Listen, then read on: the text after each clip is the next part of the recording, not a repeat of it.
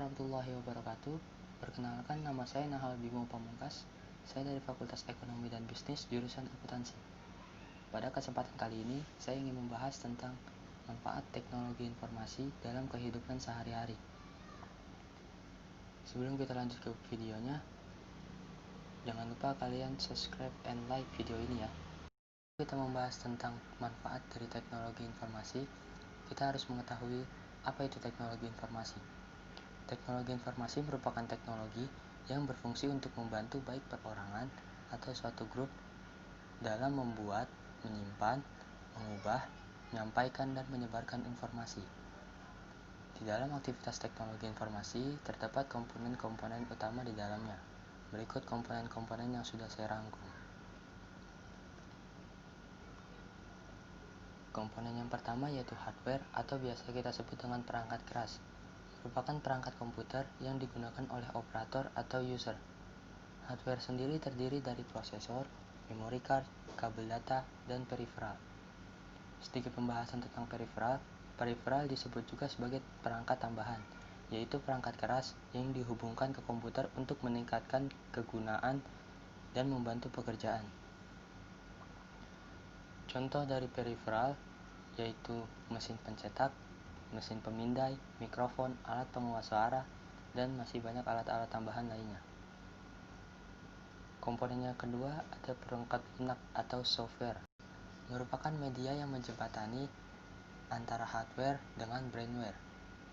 Software ini dapat membantu mengoptimalkan fungsi hardware dengan menerjemahkan berbagai instruksi yang diberikan oleh operator.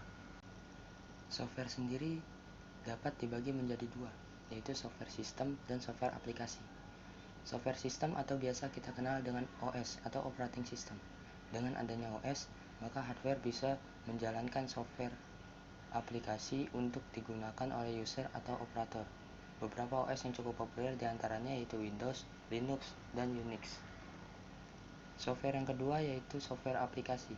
Software aplikasi merupakan aplikasi pendukung yang berada pada OS untuk memaksimalkan kinerja komputer. Beberapa software aplikasi yang cukup populer diantaranya yaitu Microsoft Office, Photoshop, CorelDRAW, dan AutoCAD. Komponen yang ketiga ada firmware. Firmware merupakan media tempat penyimpanan yang permanen. Fungsinya sebagai tempat untuk menyimpan berbagai data yang ada di sebuah komputer. Komponen yang keempat adalah brainware atau user. Brainware adalah komponen yang paling penting dari teknologi informasi itu sendiri, karena brainware adalah orang yang mengoperasikan sistem pada komputer. Jadi, tanpa adanya brainware, maka komputer tidak akan bisa beroperasi, karena sebenarnya fungsi komputer itu adalah alat penunjang kebutuhan seorang user. Setelah kita membahas tentang teknologi informasi dan komponen-komponen di dalamnya, kita akan membahas tentang manfaat dari teknologi informasi. Manfaat teknologi informasi bisa kita rasakan dalam berbagai bidang. Dalam bidang komunikasi, dunia bisnis, dunia perbankan, dunia pendidikan, hingga dunia kesehatan. Kemajuan dan inovasi terjadi secara terus-menerus. Ini tentunya memberikan banyak manfaat bagi masyarakat. Berikut manfaat dari teknologi informasi yang sudah saya rangkum.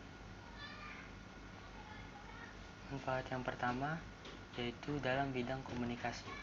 Manfaat teknologi informasi tentunya sangat berpengaruh terhadap dunia telekomunikasi. Mungkin dulu cara kita berkomunikasi masih menggunakan surat, sangat membutuhkan waktu lama untuk mengirim surat.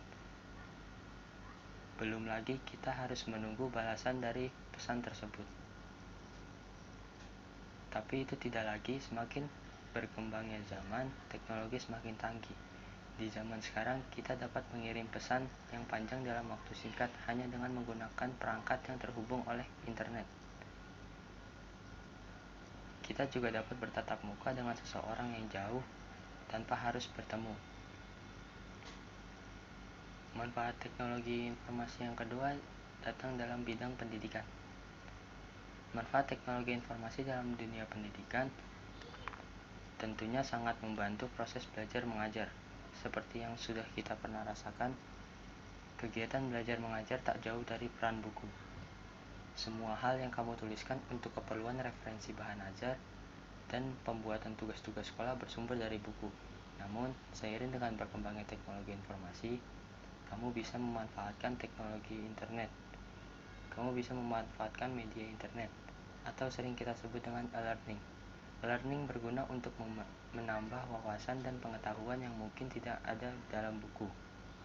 Selain itu, dalam hal pendaftaran sekolah yang dulunya kita harus datang ke sekolah yang kita inginkan, sekarang sudah mulai menerapkan registrasi berbasis online yang dinilai sangat efektif dan menghemat waktu.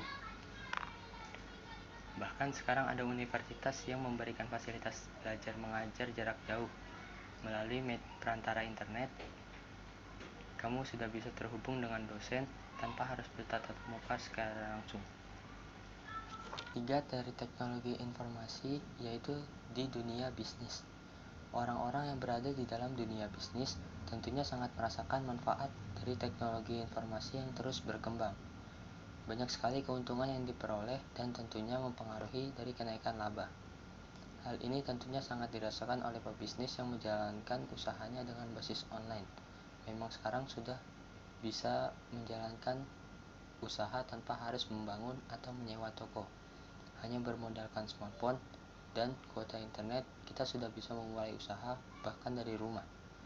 Tentunya hal ini mampu menghemat biaya dan juga menekan biaya operasional. Selain itu, kemudahan dalam berjualan juga bisa dirasakan pada media sosial, seperti Facebook dan Instagram.